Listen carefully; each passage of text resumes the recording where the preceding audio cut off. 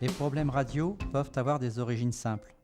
Prise micro pas bien enfoncée, bouton de sélection de la prise micro réglé sur la mauvaise prise, bouton du haut-parleur mis hors service alors que le contrôleur travaille au micro, volume du son réglé trop bas, haut-parleur accidentellement débranché, un pied involontairement posé sur la pédale d'alternat provoquant une émission continue alors que le contrôleur travaille au micro. Tout cela, vous le connaissez déjà. Ce que nous allons traiter dans ce film, ce sont des dysfonctionnements heureusement peu fréquents, tels que le brouillage des fréquences, les problèmes de couplage, les pannes de fréquence de la platine radio et le bouquet final, la panne totale de la chaîne radio. Les problèmes radio dus aux équipements de bord des aéronefs ne seront pas traités. 7-0. Attends Ali, parce qu'il y a plutôt de moustache à fond, alors attends un peu. Premier à tout, à droite, bravo, calling.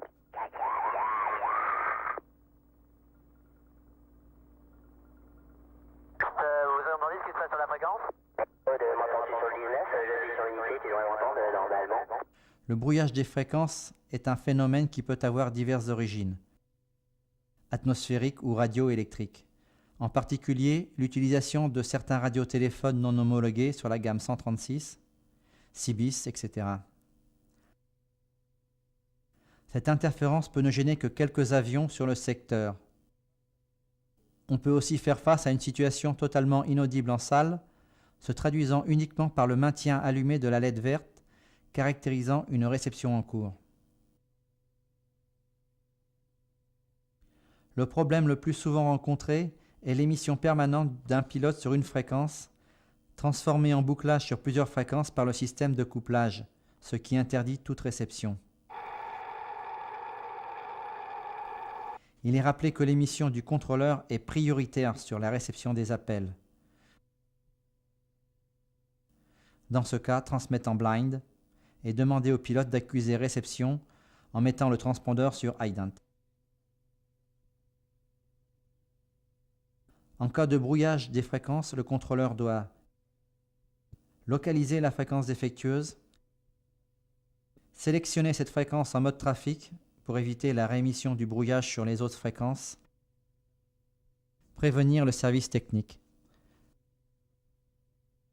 Chaque fois qu'un aéronef se plaint d'un brouillage, et si le trafic le permet, il est recommandé d'interroger le pilote en utilisant le formulaire d'interrogation de brouillage radio.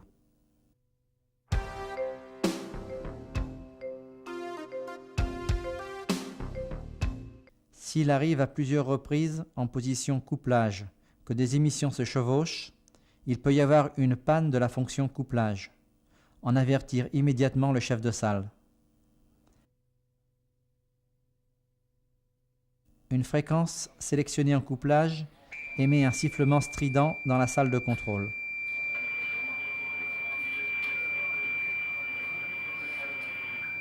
Passez cette fréquence en trafic car elle est déjà sélectionnée en couplage ou trafic sur un autre secteur. Il est possible qu'on ne puisse ni passer en mode trafic, ni même couper les fréquences. Dans ce cas, prévenez le chef de salle qui interviendra auprès du service technique. Il y a en effet un risque d'y avoir un bouclage en réémission, susceptible de générer une panne grave de la chaîne radio.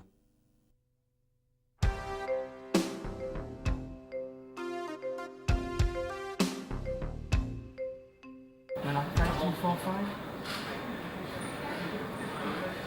Voilà, 5245, voice calling.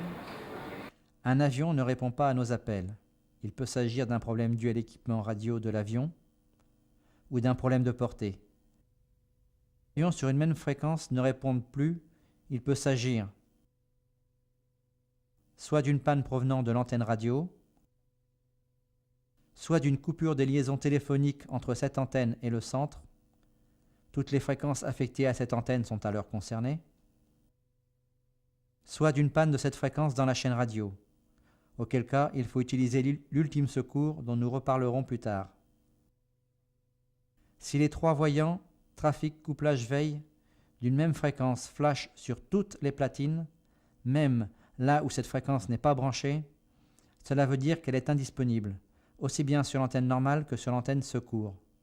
Dans ce cas, il ne reste plus rien. Dans tous les cas, prévenir le chef de salle qui interviendra auprès du service technique.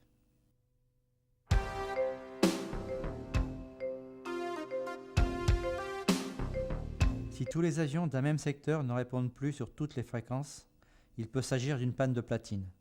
Vérifiez d'abord qu'il ne s'agit pas d'une panne totale concernant l'ensemble des secteurs. En cas de panne du PO radio du contrôleur radar uniquement, utilisez le PO de droite du contrôleur organique. Celui-ci ne fonctionnant pas sur haut-parleur, il est nécessaire d'avoir un micro-casque et une pédale d'alternat disponible.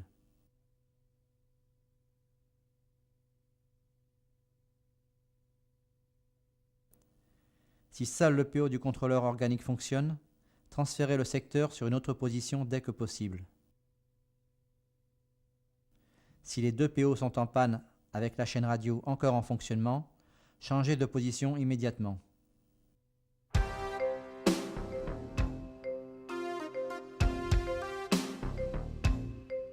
Les voyants trafic, couplage, veille de toutes les fréquences flashent sur toutes les platines. Il n'y a pas d'autre solution que l'utilisation de l'ultime secours. Un petit rafraîchissement sur son fonctionnement ne peut qu'être utile, car heureusement, nous nous en servons peu. Il est composé d'un combiné rouge de type téléphonique, de touches de sélection de fréquences, d'un bouton lumineux de fonctionnement, d'un bouton de volume et d'un bouton poussoir test-lampe.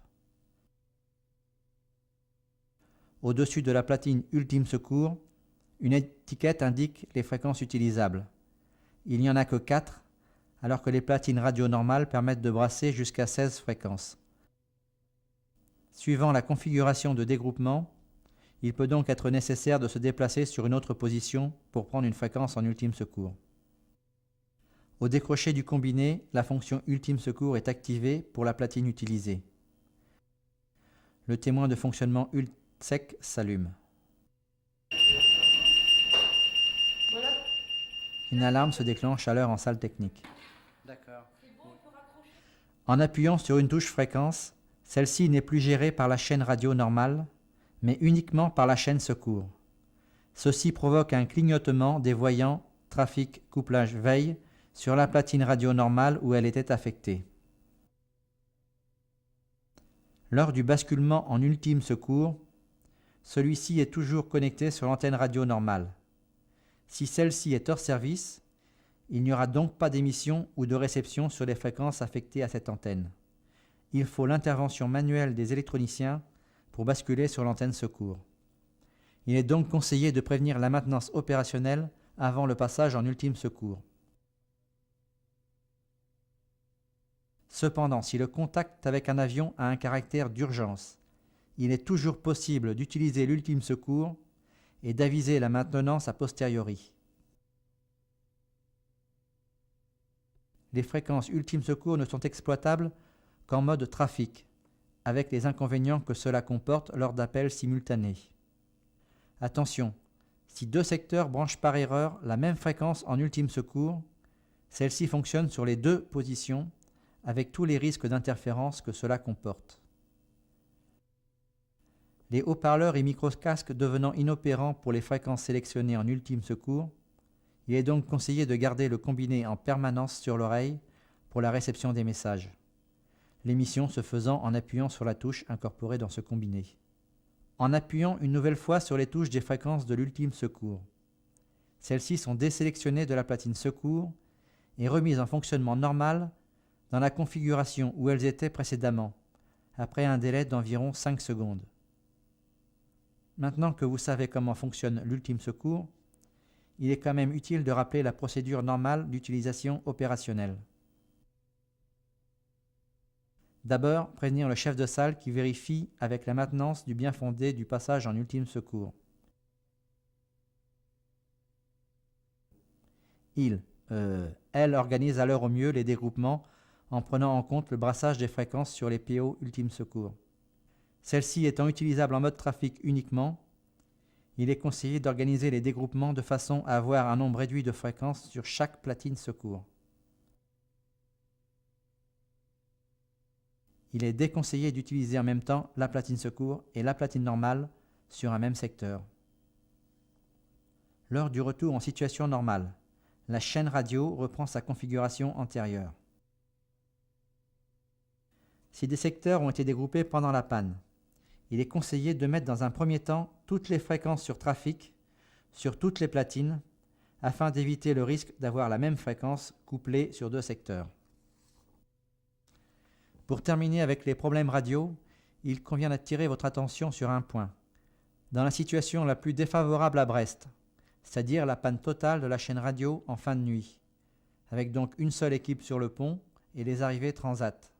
Les fréquences 129.5 et 133.0, sur lesquelles se trouve donc le gros du trafic, ne sont pas brassées en ultime secours sur les positions de nuit PJS et PJU, mais sur PQS et PQU.